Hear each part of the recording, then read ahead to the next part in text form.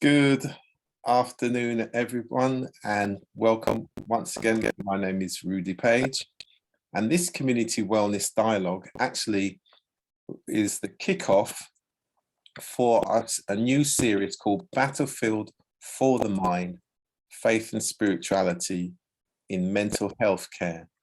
And this is going to be a global collaboration with Lighthouse Broadcasting Company. Good afternoon, Dr. Laura Thompson. How are you? Good afternoon. I'm doing well. I'm hoping that you're hearing me and we're all systems go, fired up, ready. And we are ready to go. And it's great to see you again as usual. And thank you. This is going to be this series, which will be interwoven with all our healthcare, mental health care activities, including your program Walls, I'm pleased to say. And I think what's going to make this approach slightly different to normal, because from our side, we will really be looking at the mental well-being challenges that the community solves for itself. We'll also be looking at what actions need to be taken to improve the feeling of community well-being. And what are the most effective pathways for the community to access its own well-being services. So from our side, it's a different system development. So it's going to be an integrated community partnership system that we're developing in terms of our approach. So in a sense, it's about prevention, and the partnerships will be part of what the community generates for itself and from within itself.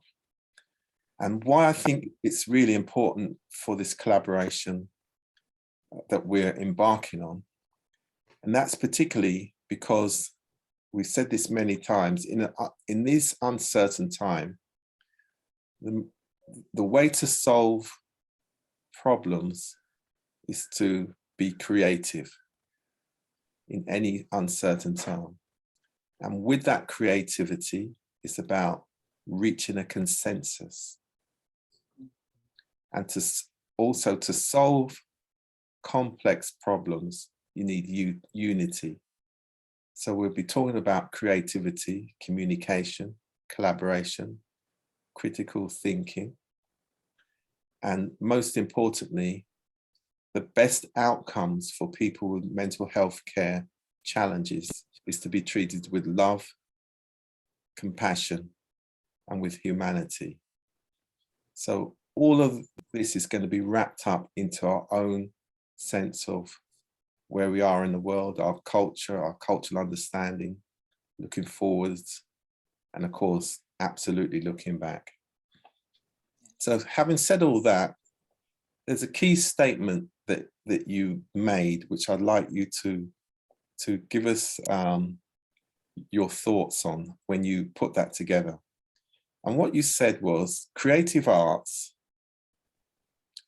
and drama are effective tools for dealing with mental illness, where beliefs about safety,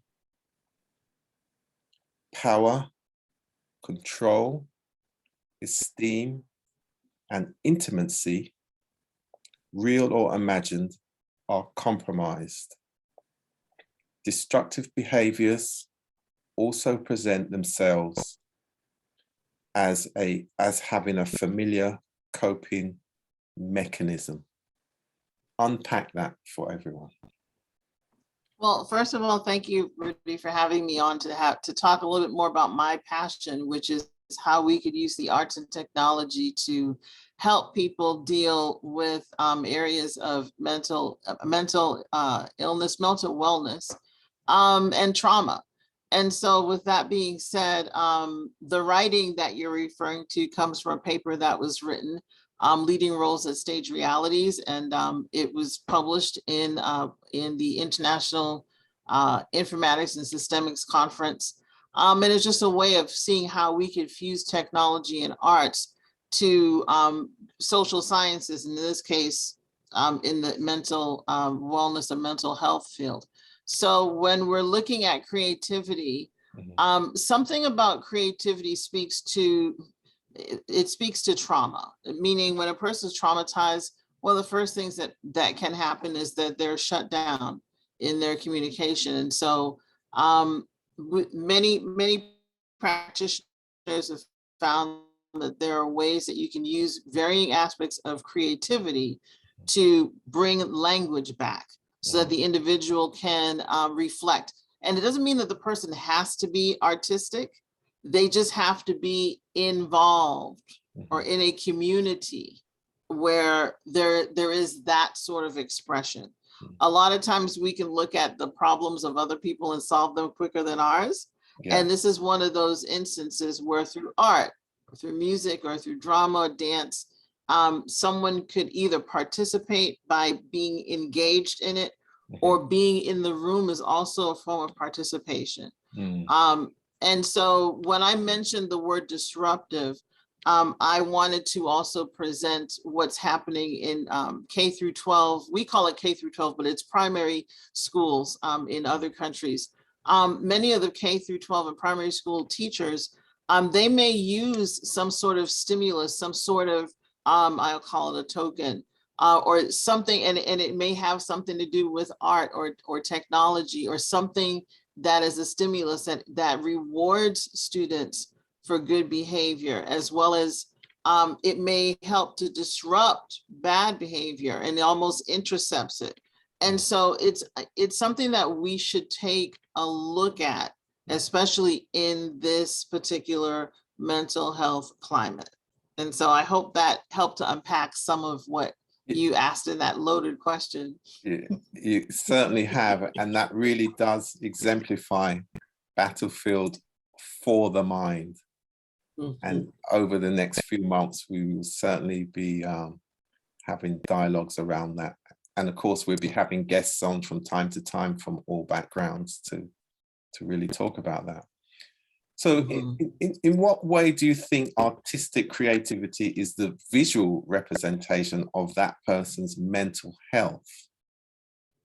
Well, mental health is kind of difficult to see. It's not like anyone can actually cut open the mind and actually see what's going on in it, but you actually see, you see actions, you see reactions.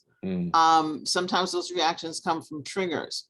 And so if a person is an artist or actually involved or engaged in art, there are ways to look at what's being created and assess it. This is done in a lot of art therapy programs.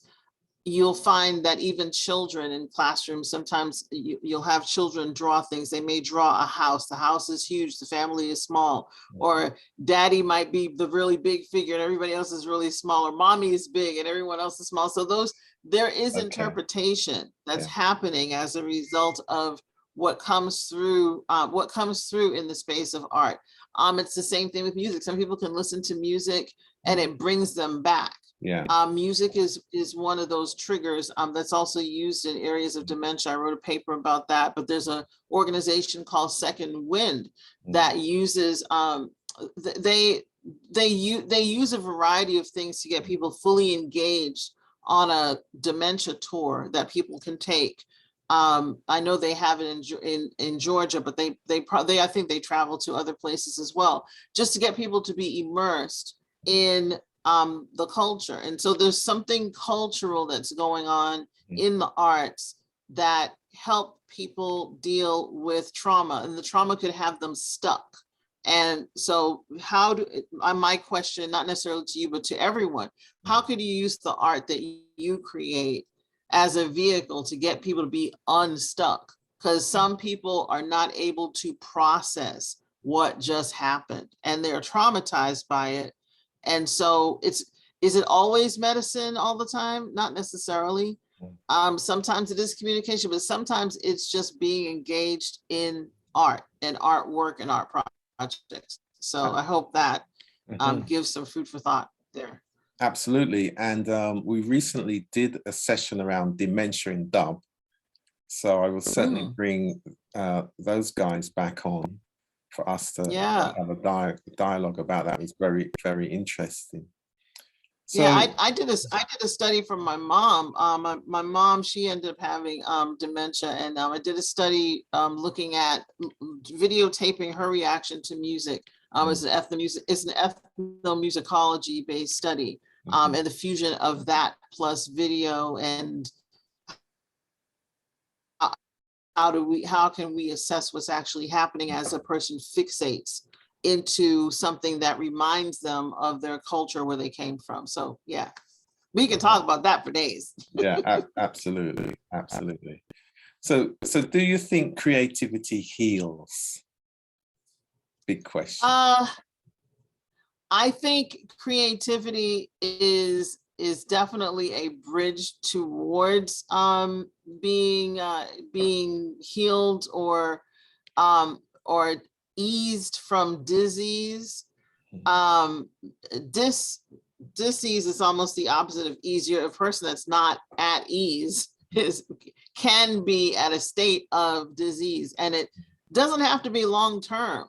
And so sometimes we can use the arts, and it can help an individual deal with the beginning of the healing process. If we're talking about Bible, David went into the palace and started playing for Saul, who was kind of having some mental challenges at the moment, and it calmed him. There's a saying out there that says music tames the savage beast. If anybody believes that. I personally have had opportunity to paint for a group of people that were raising money for people that had disabilities, mental retardation, learning disabilities, and that sort of thing. And so my job was to paint while the performers were singing and doing what they were doing. And so as depending on the frequencies and how things, sounded, it changed the way that I was painting. So I had these really steep mountains when it got really jagged, and you could hear some of the people in the audience going, ooh, and because it was impacting. And then when the music changed, then it was like a stream, and they just kind of calmed down. So there's something to be said about temporary states of challenges that people have, and what music can do to be in that space of healing. And not only music, but art, dance, all that. Yeah, again, creativity. Yeah. And it could be coming from anywhere. So would you consider art a form of disassociation from reality? Okay, so I know where you're coming from with this question. In the paper, we wrote about escapism and how there was one author, one person that was using art as a way to escape from his reality, and that person was a part of a stage play. I'm gonna show the little picture of that stage play. It was done so long ago. It was called The 3 Stages of Man, and it was done a long time ago. And when we did this stage play, there was an actor that actually was on stage, and he was doodling and escaping from a conversation that he really didn't want to have. Yeah. And we then assessed what that actor drew. He was acting, but he was actually painting. Yeah. And we assessed, we looked at what was happening there. And so there are some people that may get into the arts, that may use arts, and they may escape into what it is that they're creating. I guess you want to choose your times of escaping. So you might not want to escape at important times where you're supposed to be listening, but it is a safe place. I think that's really the main point. It's a safe place to visit, and the arts is just a safe place to really zone in. It's interesting as you say that, because we've had times when somebody says to you, "Are you listening to me?" You're there physically. And it was funny because we can in the play we can actually see this guy. He totally, you can see where he just went crazy, and he was like, he's not even listening to this person talking. So or it's a discussion that was uncomfortable, and then it just changes. It's just jaggedy. So yeah. Yeah. So what are some of the destructive behaviors that are misread as creativity?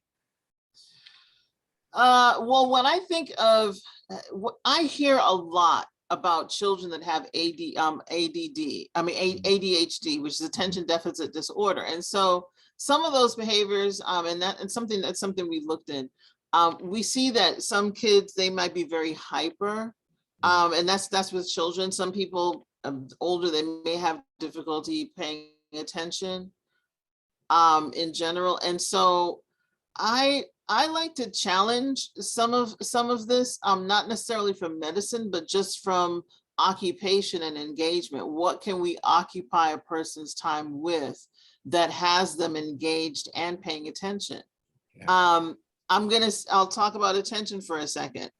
Over years, the attention span of people in general has decreased tremendously, to the point that we can no longer have just two-dimensional type anything, because it's like people get bored in a couple of seconds, right? And as a result, you have your phone and you just want to, swipe, swipe, swipe, swipe, swipe, swipe. And that's how quick you need to come up with your next idea if you're really trying to get the next generation, the next audience. And so being a person in maybe a smaller body that is busy moving around, does that need to be medicated all the time? And in my personal opinion, no. A lot of times I want to give those kids an instrument, give them a drum, give them something to do, and not only that, give them, let them learn karate, let them learn gymnastics, let them be engaged in something that has them being, I guess, fully present, because disruptive behaviors are also interpreted as somebody not paying attention and not being present. And so some folks have to be engaged, auditory, visual, the smells, the hands, they have to be fully engaged, or else and that's, you're a marketer, if you're going to engage somebody today, it has to be more than just one way. So that's where we are. We all have to catch up. It doesn't matter what industry we're in. We have to catch up and really stop saying, well, if somebody's not paying attention, then they're disassociating. They're not there. That you might need to add more. Absolutely. Maybe kinetic. Yeah, go ahead. And in fact, the words for today are very similar to the words that we used 20 years ago. And that was, the means of communication may be different, but the needs are the same. Yeah. Yeah, we want you to pay attention. and attention, absolutely. Yeah. And if you're dealing with a shortened attention span, you do have to work a little harder to make that happen, and not interpret that as disruptive, disassociated, And so the onus then is on the presenter, the facilitator, the teacher, the marketer, the business owner, whatever that is, the web developer, whoever you are that has the opportunity to engage people. Yeah. And many of the systems are being forced to adjust to that human relationship fact of life. Yeah. The pandemic helped out really well with absolutely put us in a new era. Yes. I mean, I kind of feel bad for and this is going to sound funny, but I feel bad for like one or two dimensional churches, or where they're just doing it the same way. Then it's like, things have changed just a little bit, and we have to really absolutely be more and we will be talking more about this, but we now think of development in the metaverse. And that's whether it's community development, human development, economic development, our mental health development. It's in the metaverse, and we've got to find ways to be creative, to utilize it, and then again, built on the relationships between individuals of collaboration, trust, and cooperation. So there's still a lot that gets taken into any world at any time where we are. And you know why? Because the mind is a battlefield, and there's so many other contenders for that field. And so we got to be more intentional in our approach, I Absolutely. think. And that's why. And so go ahead. Yeah, I was going to say, and that's why what's important about our dialogue today, that we're going to move from the old world when we used to just talk about community wellness to the new world of battlefield for the mind. Yeah. As you said, there's lots of other conflicting and contending issues to be addressed for the mind. So it's gonna be a great experience, because it's a new era. So for some of us, it's the challenge that we're looking for, really.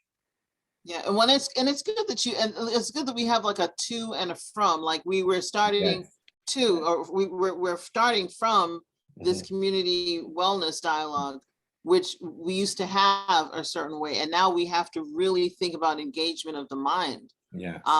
And dealing with all the potential for dissociation. And I thought that the mental health space was a very good playground to test this, because if we could really engage people that may have mental health or trauma-based challenges through the arts, then that, to me, that's almost, I don't want to say it's the least common denominator, but it's running close considering some of the things that we have going on today. So we have to be considerate of how we're addressing people and how we want them to retain. Absolutely. And I think with the next battlefield for the mind, and we will be, really focusing on the metaverse and its role, digital technology in health and all those things. I think it's good that we would have had this discussion, because then it puts into good context for people. And in fact, they will be able to come back to this program to understand why we're talking as we are in the next program. Yeah. So, and having said all that, so we've heard a lot of talk about the metaverse, of course, and NFTs art in particular. What do you think should be the next frontier for creative art therapies in this space? Well, I'll tell you two tracks. There is an associate of mine named Peggy Pine. She's in Colorado, and she's working on a project where there are young people that are designing NFTs, and these young people, they know about mental wellness, and so that design is probably more reflective. Then you have another model. I saw this on a TED Talk where there was a woman that was teaching military veterans how to create masks. And the purpose was so that they could create the mask of the image that they were seeing in their minds. Because with post-traumatic stress, it's imagery, right? And it's the recall of some of that imagery. So it's a way to take it and then perhaps encapsulate. If you don't want to deal with the image anymore, you extract it out and put it somewhere safe where it's not in here anymore.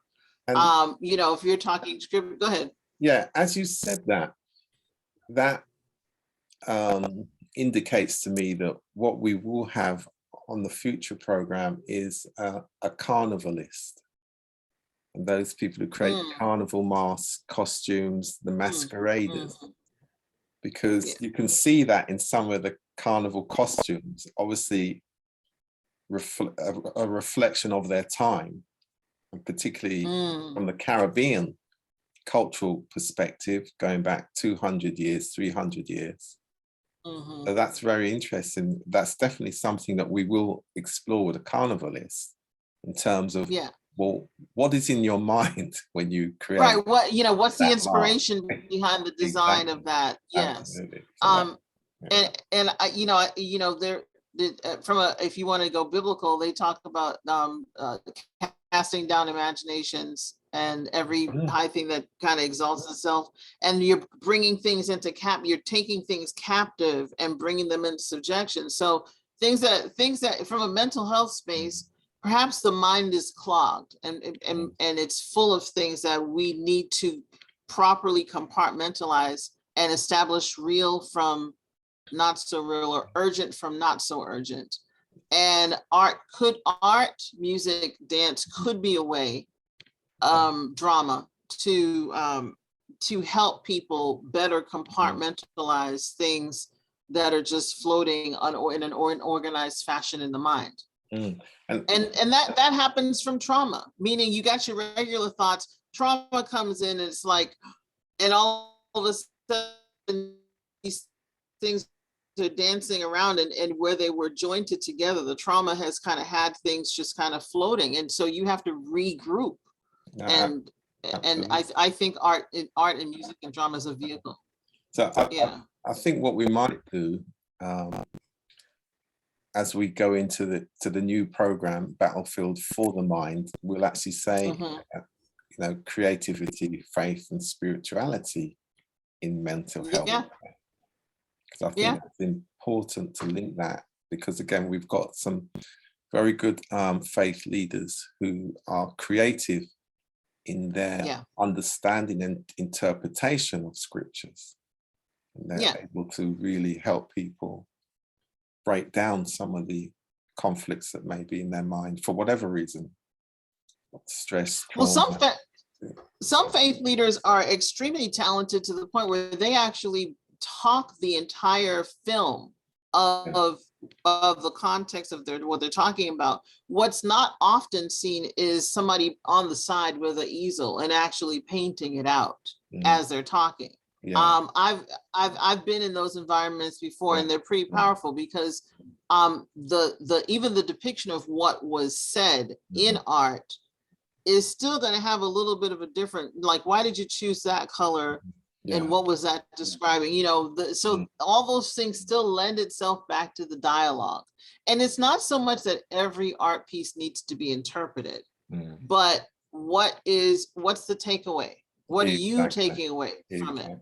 It's I guess I don't want to say it's time out that we're just walking away with words, because there's a whole lot of words in our head. Sometimes the imagery or new imagery to replace the old stuff is essential. But it's also about feeling. So and I go back to what I was saying earlier on about it's what people feel as well. What do we feel is the best way? And of course, that's very individual. It can be a collective feeling. And it can be. You might not be able to put any words to it. You might not even be able to see any pictures, but this is how I feel, you know. And of course, I think I remember you mentioning something about reggae music and how people's perception. I mean, the mood just changed when it was like real authentic. Yeah, and it's still the number one music on the globe for feel people's heart and the heartbeats and everything, their mind, clarity.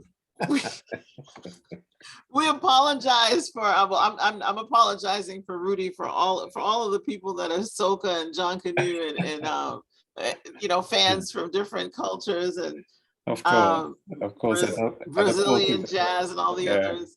There's many other genres. I guess there's something.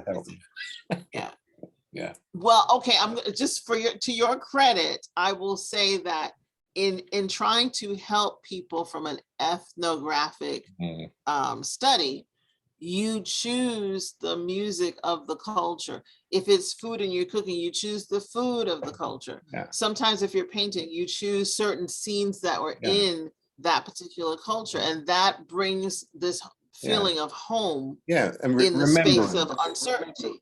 Remembrance, particularly for diaspora communities, because we talk about homeward bound, we talk about homecoming and going home, and of course spiritually we feel, when it's time to go home, we can feel more peaceful, and that can be said in many different contexts, of course. Well, even in the space of trauma and mental health, I mean, especially when the trauma hits, a person is not necessarily in their mind, they're no longer at home. They're in this trauma, and they're looking that you may not see them, but somehow they're looking to get back to homeostasis, which is just balance. Yeah. And sometimes, yeah, go ahead. And looking for that light. Yeah. That light that will take me home. So, Yeah.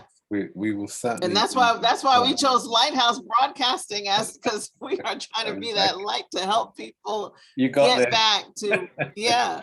That's what, see, it's like right over there. See that little light right there? That's part of our symbol there, because we really are, we're trying to be, we intend to be champions of helping people to get there, being a bridge, being a catalyst of hope for a global community, so that they can find their way back to balance and homeostasis. And if that means you're going to move to St. Lucia, that's fine. Just, Exactly. And there's another point that you make, or move to Jamaica, of course, or Montserrat even.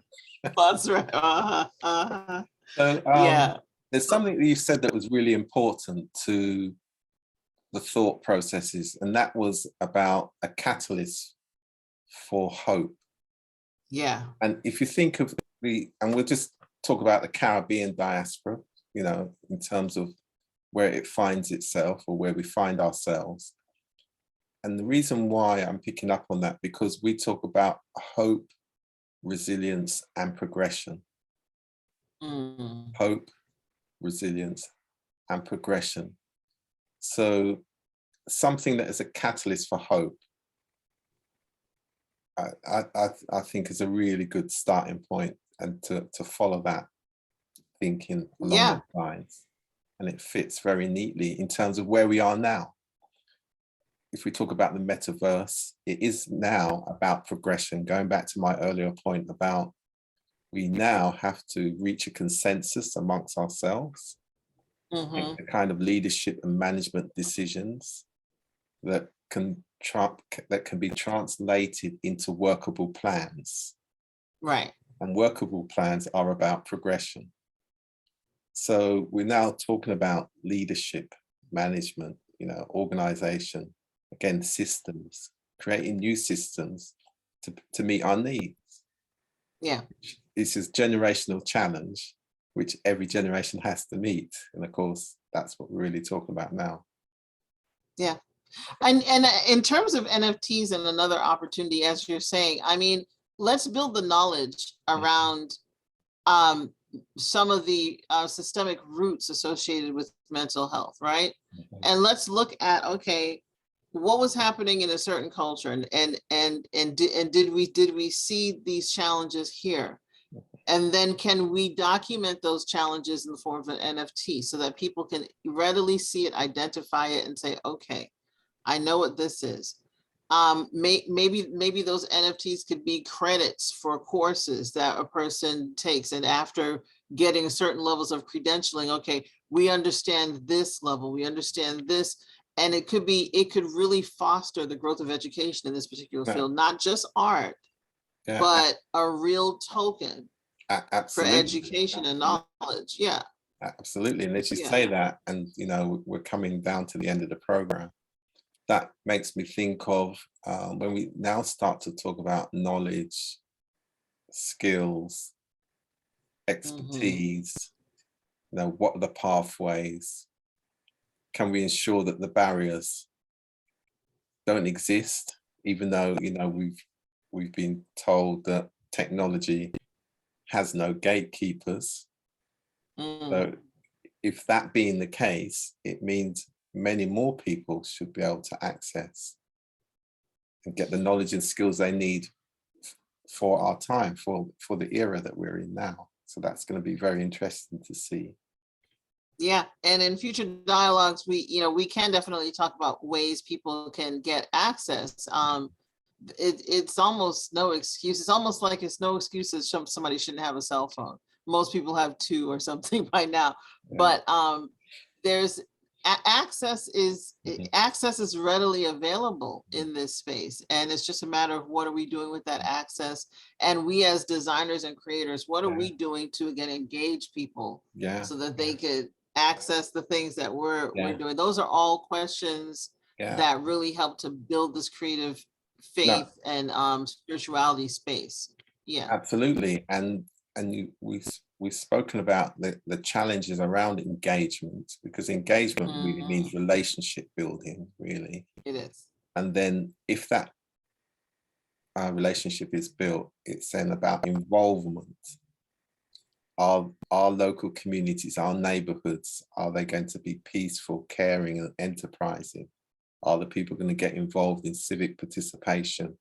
Are they going to think about their environment, you know, and all those kind of things? So it's, again, the providers of services will have to think about it. And then we get back to the empowered communities, being the price of empowerment, being collective responsibility. So again, can we reach a consensus and how we get there? So it's going to be interesting time. It will be interesting. It'll be a lot of discussions. There'll be a lot of dialogue about that consensus. And I think finally, what I'll say is that I think there's no threat with the dialogue, really. What we really should be thinking about is what strengths are we bringing to the space?